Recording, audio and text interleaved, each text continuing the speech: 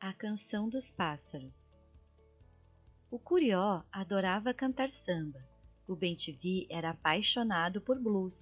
Já a Asa Branca só gostava de cantar baião.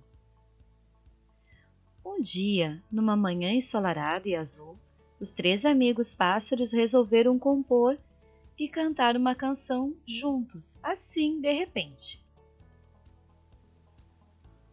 Não sei dizer por qual razão, se foi porque as árvores estavam muito verdes naquela manhã, ou porque soprou um vento do norte, ou simplesmente porque o dia de sol os inspirava a fazer música. O certo é que os três se reuniram para um ensaio, e horas depois, em meio a assovios afinados e batuques, nasceu uma canção de linda melodia, uma canção suave e ritmada que os encheu de alegria.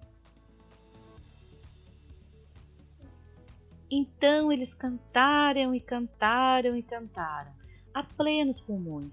Logo o canto dos três amigos se espalhou pela mata e outros pássaros começaram a entoar a canção.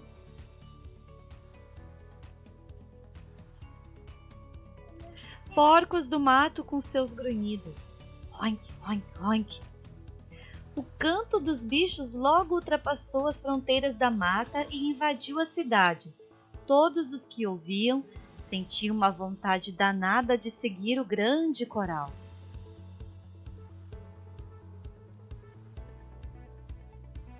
O trânsito parou por alguns segundos.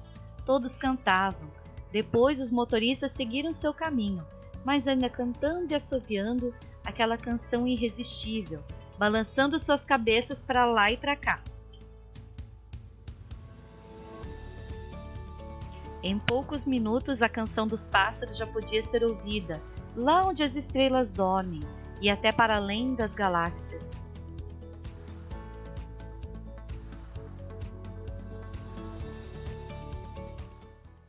Fim.